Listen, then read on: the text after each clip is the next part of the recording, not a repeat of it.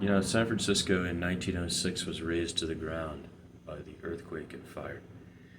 That's 117 years ago.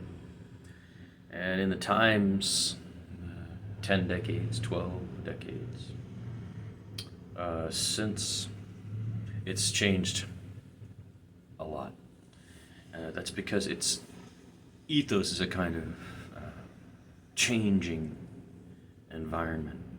It's a living microsystem which has a unique climate, and that is what makes it constantly changing. What comes and lands here grows, and things that stay and grow then inform the environment. So the environment could have been Chinese, it could have been Spanish, it could have been native, it could have been much later, white European. All of it was going to stick. San Francisco is a special place because of the feeling that you can do whatever you want, a kind of freedom, a liberation that comes from the belief that there's tolerance, and lately that has been under stress. The tolerance has yielded problematic levels of drug use and problematic levels of drug sale within the community and rampant homelessness. But it's not a new problem. It's been going on for at least 30 years. That's a long. We can say I've been here. I moved here in '93 in autumn. I left, came back, left, came back, left, came back. I think of it as my place, my home, because I love it. Not a native San Franciscan, and lately that's been popular and important to people, but I don't know if that is because of a reaction to what just happened, which was a lot of people arrived here for a short amount of time.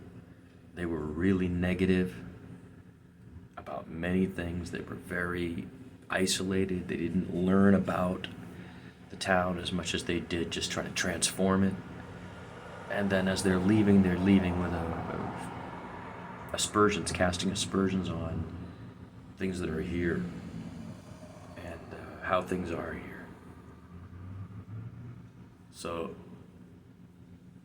there's a real dynamic of distaste for anybody who did that. And before I speak, a lot of people, everybody always goes, "Oh, are you a software engineer? Oh, are you a software engineer?"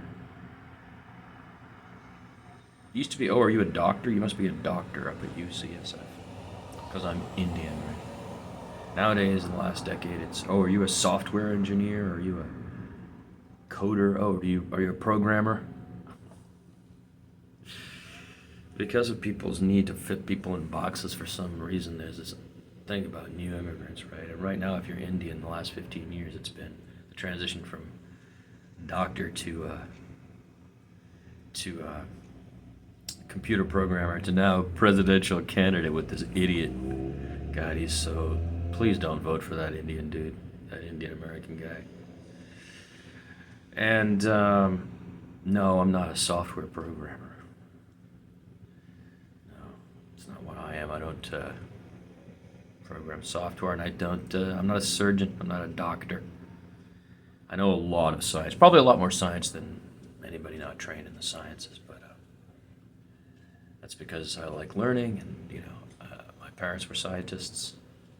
I enjoyed learning about science from them, but I never really wanted to be in science. I like history, I like literature, I like music, sport, the things I enjoy.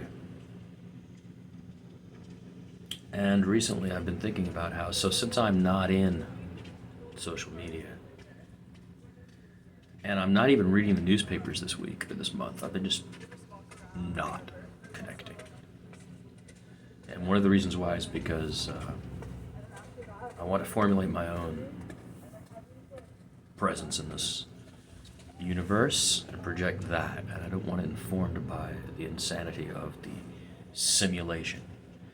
Okay, and that's what it is now. You are living in a simulation. It's obvious you're living in a simulation. It's a simulation created by your parents and grandparents, and in that simulation there are things that are supposed to matter, like the Star Trek environment or the Star Wars environment or the did you watch Friends or Seinfeld, or did you watch Community, or Walking Dead. It's all a massive projection, a simulation within which you're living.